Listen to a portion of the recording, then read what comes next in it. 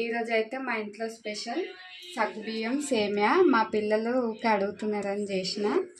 చాలా బాగుంటుంది, పిల్లలకైనా పెద్దలకైనా బాగా నచ్చుతుంది. ఒకసారి మీరు కూడా ట్రై చేయండి. 1 కప్పు సగ్గుబియ్యం తీసుకుంటున్నాను.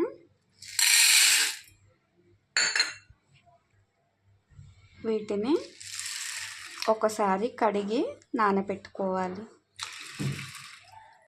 స్టవ్ మీద ప్యాన్ పెట్టుకొని ఇది వేడైన తర్వాత 2 స్పూన్ల నెయ్యి వేసుకోవాలి. 1 కప్పు సేమియా వేసి మంచిగా గోల్డెన్ బ్రౌన్ వచ్చేంత వరకు వేయించుకోవాలి. 1 కప్పు సగ్గుబియ్యం నానబెట్టుకున్నాం కదా, దానికి 1 కప్పు సేమియా వేసి మంచిగా గోల్డెన్ బ్రౌన్ వచ్చేంత వరకు నెయ్యిలో వేయించుకోవాలి. సగ్గుబియ్యం అయితే మంచిగా నానిపోయినాయి. ఇప్పుడు వీటిని సేమియాలలో వేసుకోవాలి. సేమియాలు సగ్గుబియ్యం డైరెక్ట్గా పాలలో వేస్తే తొందరగా ఉడకవు. అందుకని నానబెట్టిన వాటర్తో పాటు సగ్గుబియ్యం సేమియాలలో వేసి బాగా ఉడికించుకోవాలి.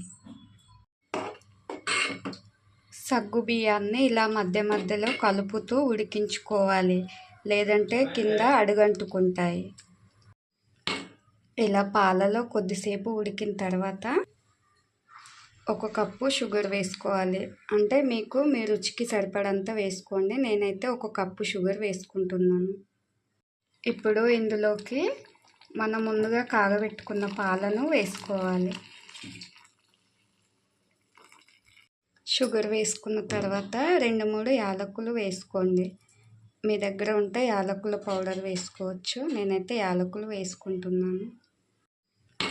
ఇలా పాలలో కొద్దిసేపు ఉడికిన తర్వాత 1 కప్పు షుగర్ వేసుకోవాలి. అంటే మీ రుచికి సరిపడంత వేసుకోండి. నేనైతే 1 కప్పు షుగర్ వేసుకుంటున్నాను.